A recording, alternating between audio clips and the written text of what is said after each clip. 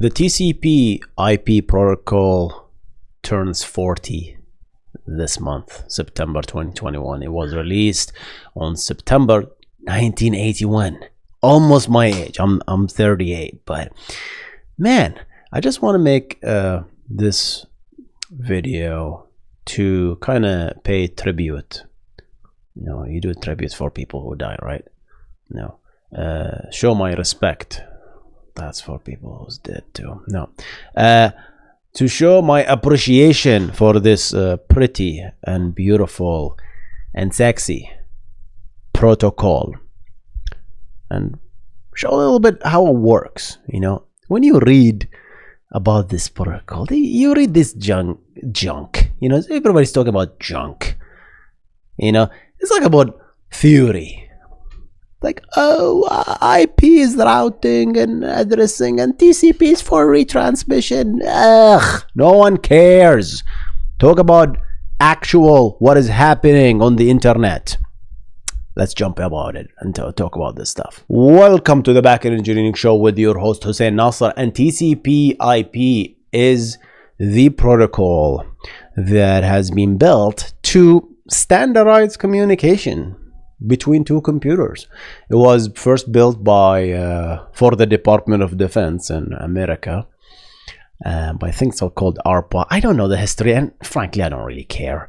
You know, okay, we needed networking, we built it, right? I just interested in how it was built. Okay, it was built, the history of it, fine, we appreciate it, okay?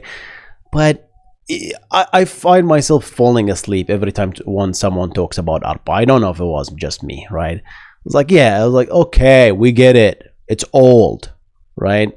But now I want to talk about the layers, right? Just the IP and TCP, just these two, right? Maybe we'll mention UDP. But before we talk about the IP protocols, we have two computers, and each of them have a network card. And the network card have an identifier that is uniquely global, called the MAC address, right? Why don't we use this for the global communication? It will be unique, right?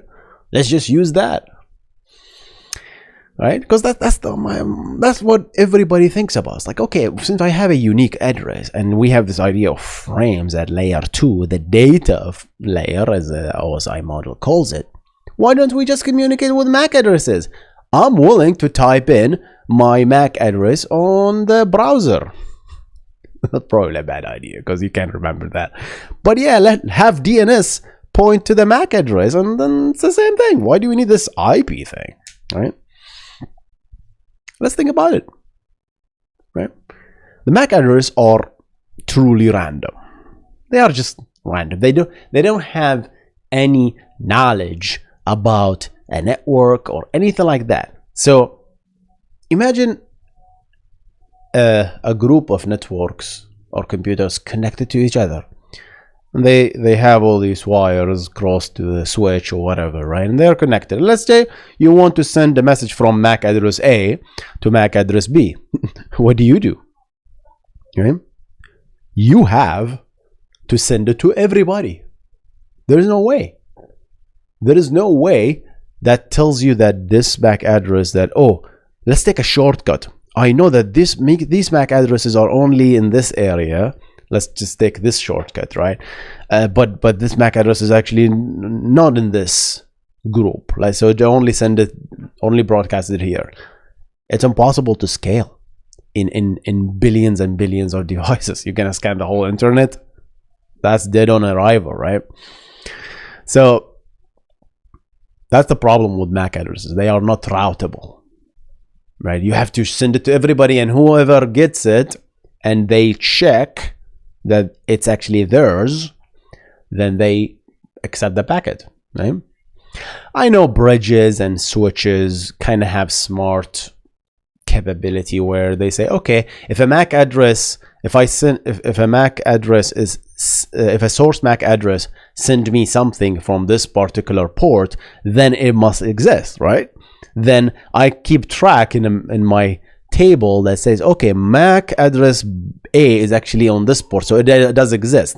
So if you do send MAC addresses to the switch, right, then it knows, oh, actually A is on this side of the bridge or the switch, right? So you don't really need to spam every port that you have with all that stuff. But how would that scale on the internet? It's impossible. You plug in devices yeah, this might work on an enterprise network, you know, where you have a few thousands computer maybe, but in the internet it will not work. So people needed a way to differentiate a sub network from the hosts, right?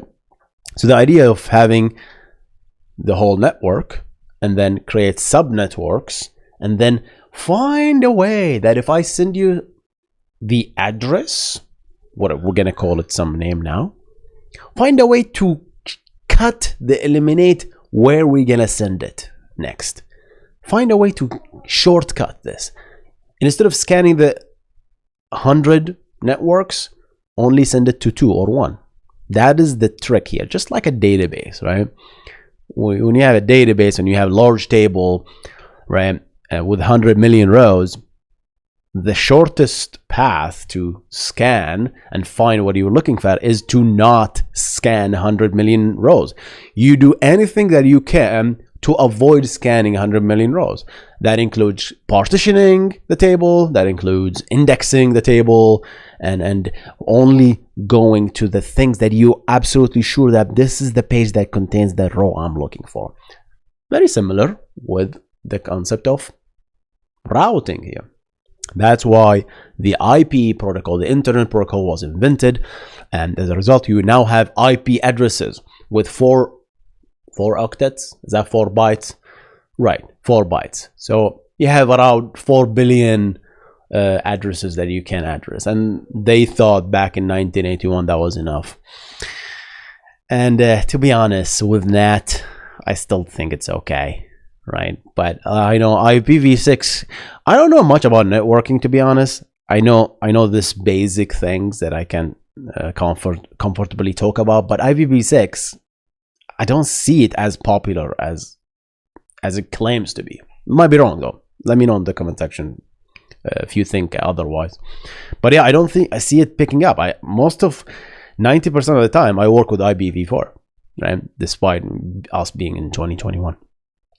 So now the IP address contains 2 portions, whether you like it or not. The network side, what network do you belong in? This is also determined by something called a subnet mask, right? That's why the subnet mask is very critical to be shipped with the IP address. You can't really determine the network without the mask. You need to know the mask with it, right? So now when you apply your mask, you know that, oh, this is the network.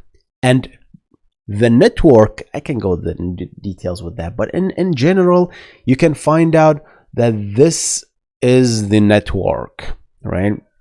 And the network can have a lot of machines and hosts, but it gives you a general idea. Oh, this network is actually on this side. Oh, this network is actually on this side, right?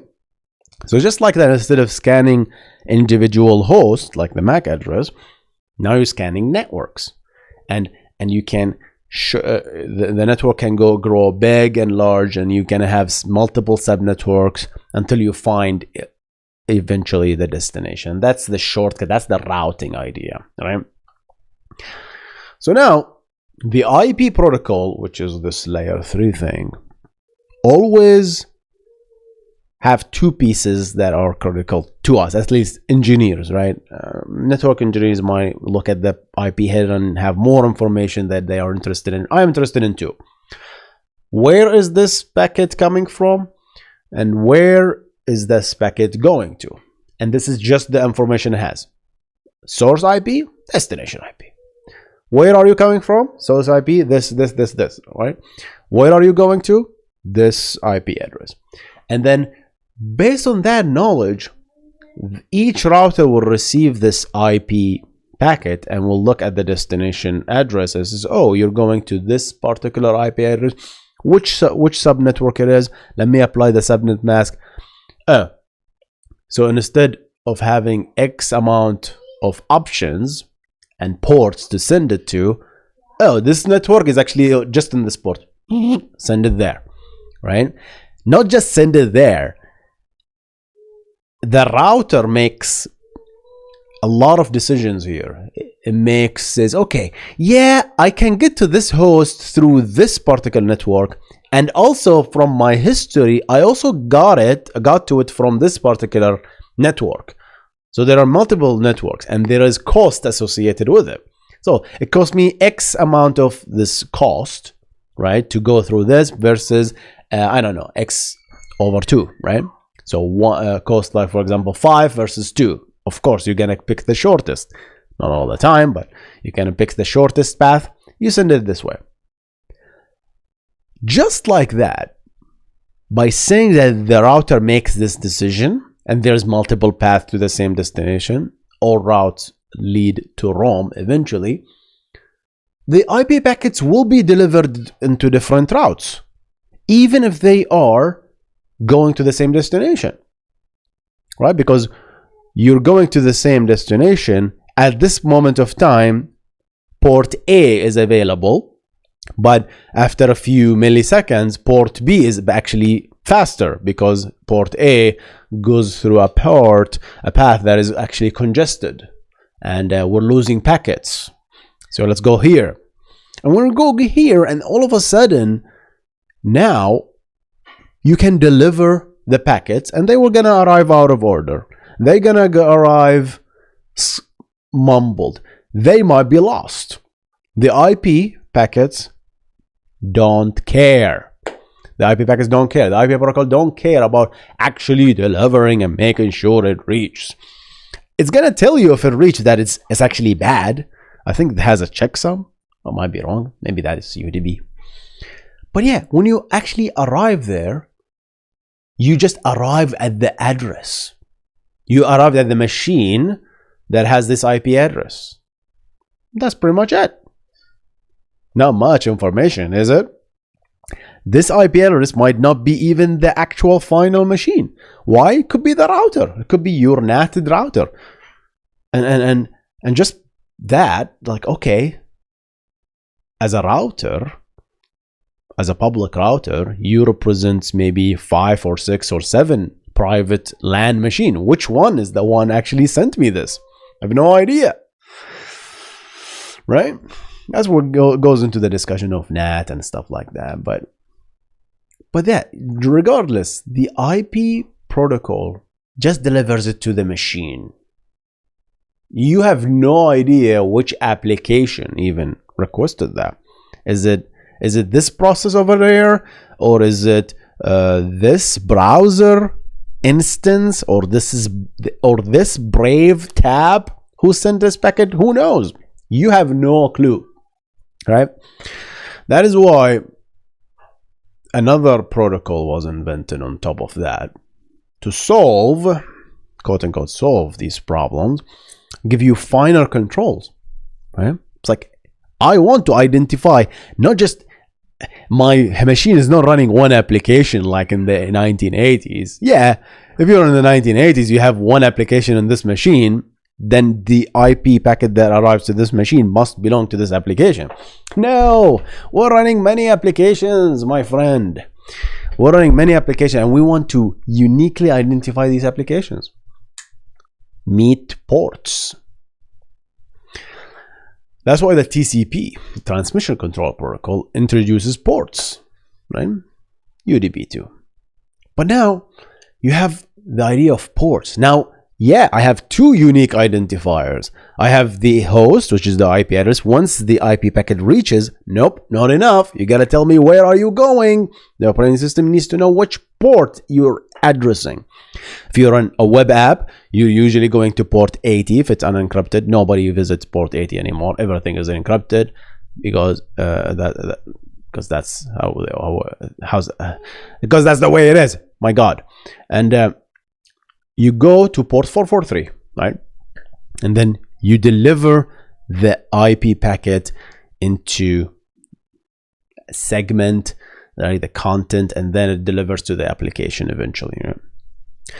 So now let's step back and establish a TCP connection, right?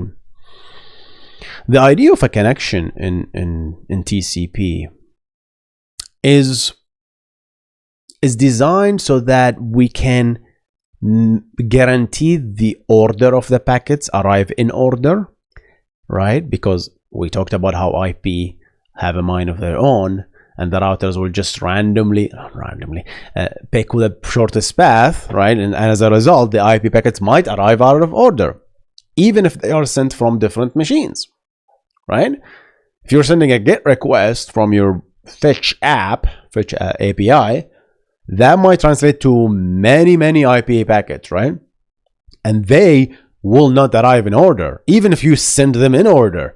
The internet will take different path, and then eventually they're gonna arrive out of order.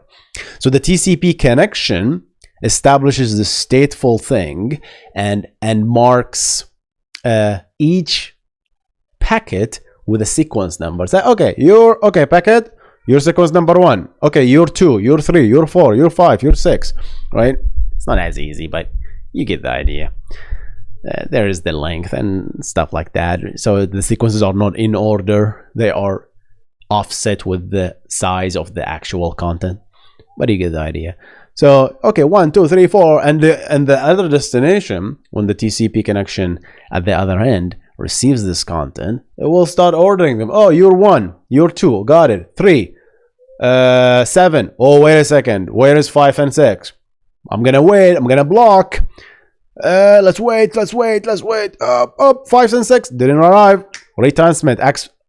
Ask for a retransmission. Sorry, I didn't get this. Please resend it back. It takes care of all that stuff. So that means TCP guarantees this beautiful reliability, and as a result, it is slower. Right? It's slower. That's why a lot of people don't like TCP, because it's slower, because it does have all that stuff, and it has so many other features. It says, okay, I need to kind of take the pulse on the network. You know, I'm gonna start slow. I'm gonna start sending you just smaller packets, right? But and then eventually I'm gonna increase this window, right? So I can feel the congestion control, right? This is called congestion control. You don't want to send huge amount of data when the network starts, because they are gonna get lost, right? A lot of packets means congestion, means slow. I mean, if it's slow, then the other party won't receive it. They will ask for retransmission. Retransmission means slow. That is an indication that packets are being dropped. And when packets are being dropped, which means usually that you're sending too much data. Slow down, son. And that's how the TCP also controls congestion. It's like, okay, slow down. Oh, go ahead, open. So it will just basically control that stuff. It does a lot of stuff. But as a result, it slows things down, right?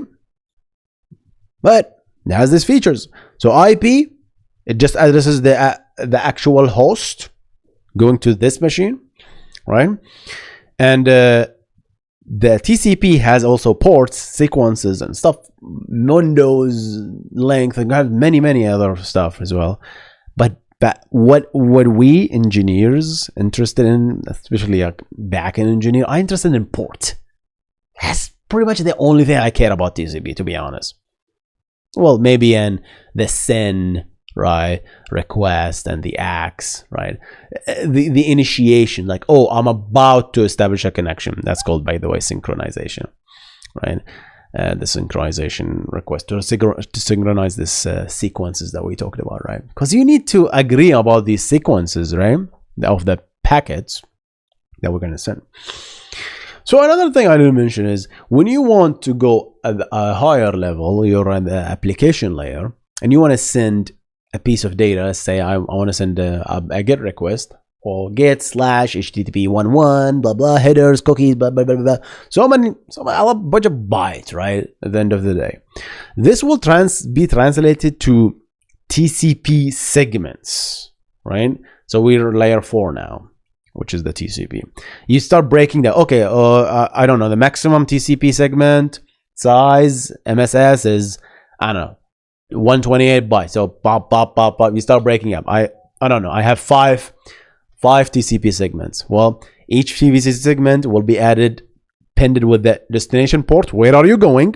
We're going to port 443. Where are you coming from? This is the client port, which is another kind of randomly generated port, so that when the packet comes back, the host, right, when we send response back from the server, we know where to deliver it, right? So the source port is very critical as well, right? So the source port, the same thing, and the destination port, that's 443, right? So the destination port is 443, the source port is just a random number, and then you add these headers over and over again, and this header cost, or the TCP segment, is around 40 bytes. Yes, it's big. So if you're sending 5, that's a lot of overhead. And get this, each TCP segment, including the ports and the 40 headers, is shoved into an IP packet. And now layer 3, which is the IP protocol, is just, it doesn't even care what's inside it. All it takes this port, destination port, source port, and the part of the GET request, shove it into the IP packet. Go your merry way. You are going to this IP address, and you're coming from this source IP address. Routers take care of routing this IP packet. What's inside it? You don't care. You should not look inside it, but routers do actually. It's another topic. So IP, all of what the routers see are just a flood of IP packets, just going to the destination and the source address. That's it. It doesn't care what's inside it. So they will be essentially shifted left and right, all that stuff, until they reach the destination. They're gonna reach out of order. The other destination is gonna reorder them, retransmit as needed. Right? Some routers actually, especially my ISP router, right? This router you have at home actually keeps track of the connections. It's like, oh, wait a second. All right, you want to go, you have an IP address that is private, 192.168.1.3, right? You can't send that off the public internet. You're naked. You can't go out. Wait. As a router, I have a public IP address. I'm going to NAT you up. Get it? NAT you up. Network address translation. I like that. So now I'm going to change your source IP address from 192.168.1.3 to 44.1.3, my public IP address. This is now me presenting you. But wait a second. I'm representing all these private machines as well, 192.168.1.7 and 8 and 9. And so we need some sort of a table to map that, okay, you went to this destination, you came from this port. I'm going to add a record uniquely identify that points back to you, so that when packets come back to that source port that you told me of, I'm going to send it back to you. I know exactly which host machine, and I know exactly which source port that you originally used, right? And the router at this stage actually keeps track of the connection. Says, okay, you sent me a send request to establish a connection. All right, I know you just established a connection. I'm gonna keep track, right? You better send me, the next thing you need to send me is a send ACK, all right, and then ACK. That's just to protect against attacks and spoofing attacks and stuff like that. Plus, the routers doesn't want you just to keep a connection alive forever. It will say, okay, you establish a connection with this server and you left it for, I don't know, an hour. I'm gonna drop any knowledge about this connection. So the next data you sent, the router verifies. Says, wait a second, you're trying to send data to this source IP address? What is this? Let me look. Oh, that's a TCP segment? Oh, sorry, you can't send a TCP segment. You never established a connection with this guy. You better establish a connection with this guy first. But I did. No, you didn't. I have no knowledge. The router dropped the knowledge about the connection. But yeah, all this rambling, guys, just make me appreciate this protocol, right? The IP protocol and the things on top of it, the TCP, and all the features built in the TCP. The problem with these features built in the TCP is just there's too many features that not everybody needs, because sometimes we want to jump ahead to the IP protocol, and I just want ports. Give me the features of ports, right? Give me the features of delivering packets to an application, not just a host and a particular application. That thing. I don't care about retransmission because you're slow and you don't know the context about my application, because you just treat packets as packets. No, my packets are not just packets. I have more knowledge, right? And that's how HTTP 2 came into the picture, suffered from TCP header blocking, and then Quick came into the picture and pushed that knowledge on top of UDP and introduced the idea of streams, which I talked about in many other videos, right? So that just makes you appreciate. So let's take a moment to appreciate this beautiful protocol, the IP protocol and the TCP protocol that literally everybody's using. It's used everywhere. And one last thought, guys, while we do appreciate this protocol, right, it's always good to challenge it, right? Ask questions. Says, okay, why are things the way they are? Because most probably not a lot of people know the answer, because it's just forgotten. People just dead, right? People who built this were in 1981, probably they were late age, and most of them are probably dead, right? And this knowledge are just lost with them. Yeah, some knowledge are transferred on books, but you can't translate everything, right? Some of the knowledge will be lost. Some people will just lose the fact, okay, why are we doing this way? Because we just always done it this way. Okay? You can challenge literally everything, but unfortunately, we are bound at least to the IP protocol. Because if you want to send something across the internet, you have to use at least IP. You don't have to use UDP. You don't have to use TCP. But at least you have to use IP, right? I don't know, middle routers might actually check okay, you have to use at least UDP or TCP, but I don't know. What if you created your own protocol on top of IP directly? Hey, my host is just a single machine with a single app. You create a special protocol that is just a delivering. If I deliver something to this host, and it's not just any operating system, it's just a whole custom thing, right? And I just want it to be delivered. And it's okay if it's out of order, because I want just the gist of it. I want certain information about this. Just deliver it.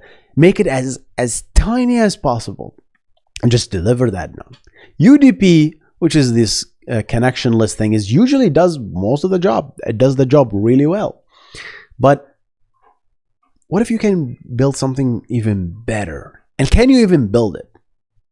I don't know. It's good to think about all these things. All right, guys, that was a quick video to appreciate the TCP/IP protocol. I'm going to see you in the next one. You guys stay awesome. Goodbye.